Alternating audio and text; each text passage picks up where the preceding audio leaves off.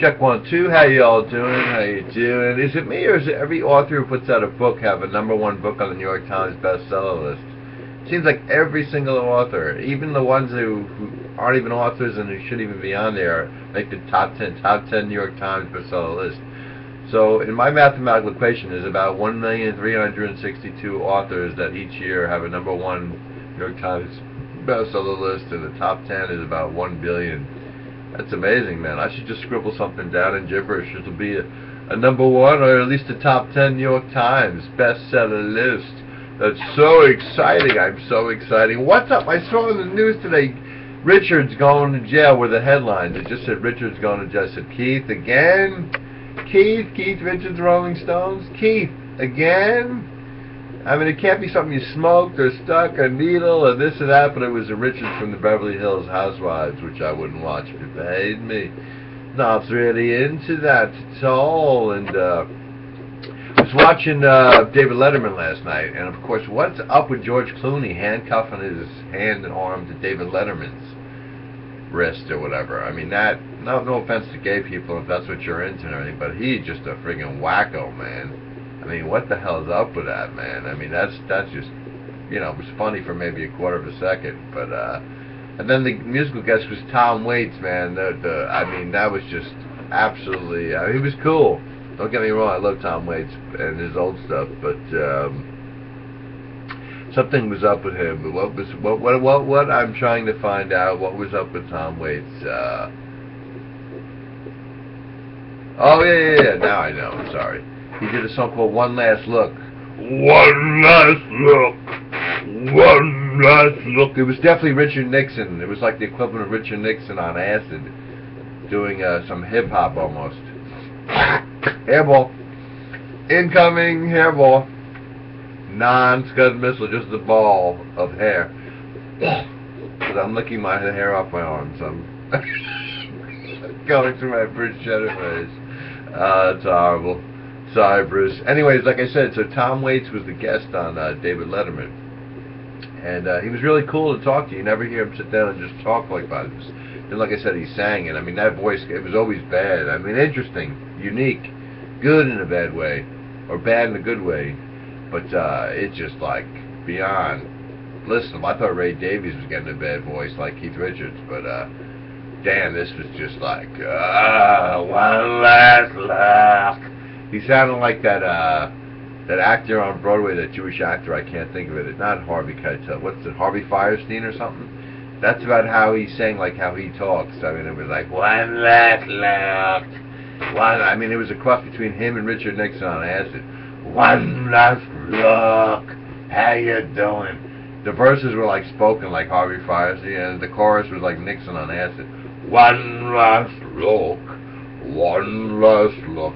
Speaking of one last, David Letterman, they were going to let me go as an audience respondent to the second or third to last show, the 18th and 19th of May, Letterman. And this woman, Jamie, who's, I guess, their audience coordinator, Nick originally called me, one of their audience coordinators, and Jamie I talked with a few times. And finally, after 3 messages, she's like, well, I still want you, since you're such a big Dave fan, we're going to get you in here, but they're going to give you a quick trivia question. Who's the wardrobe or something like that? No, she didn't tell me who's the wardrobe. She's like, who is Susan Holmes? I was like, I don't know, is she related to John Holmes, the porn star? Not that I've seen anything like that. How am I supposed to know? Susan Holmes. Larry Holmes' sister?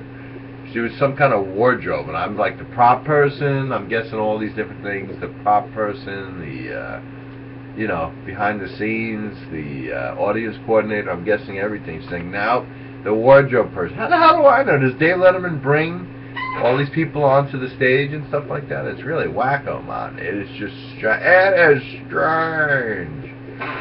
So I guess I won't be going to David Letterman, man. What else did I want to do with the trivia question? I went to 2 Dave shows on CBS. I don't think I ever went to NBC. This is from an original Conan O'Brien show, actually, on NBC. From his late show, from the first couple of years, like in the early 1990s, caveman, dinosaur time. Well, not to me. Anyways, I went to, I believe, the second show, if I'm not mistaken. Second show, 4th show. I think it was actually the second show at CBS Maybe it was the third or fourth show, but I'm gonna guess and say the second show on CBS. And I got a shirt, blue shirt on, I believe on my seat. It said CBS Late Night with Letterman. So it was like the second show at CBS, and I remember I can't remember the guest now. I don't think it was Bill Murray. I think it was the day after. But it went in 2000. And out of all people, speaking of George Clooney, in the weirdest ways, we were talking about he handcuffed Dave Letterman as a guest, like a wacko. He was actually the guest. I just by luck, I wouldn't pick to see him as a guest. But Warren Zevon was a musical guest, which was cool. I at least could say I saw Warren Zevon live. So that was pretty awesome. And speaking of late Warren Zevon, R.I.P. to B.B. King. The thrill is gone, man. In blues, we all loved you, man. He was a cool guy. Vegas style blues, I call it. You know, he brought it to blues to the mainstream as far as the mainstream could take it. You know, a mainstream type of blues artist, and but he was still, he was still awesome at what he did. Just like the late great Benny King, who I met in Teaneck a few years back during a tribute and celebration to him. It was very cool. Spent a lot of time talking to him. He signed anything I wanted. Of course, the thing he signed on my guitar faded completely, but I still have other things signed, and I had a cool picture that was put on of me and Benny King.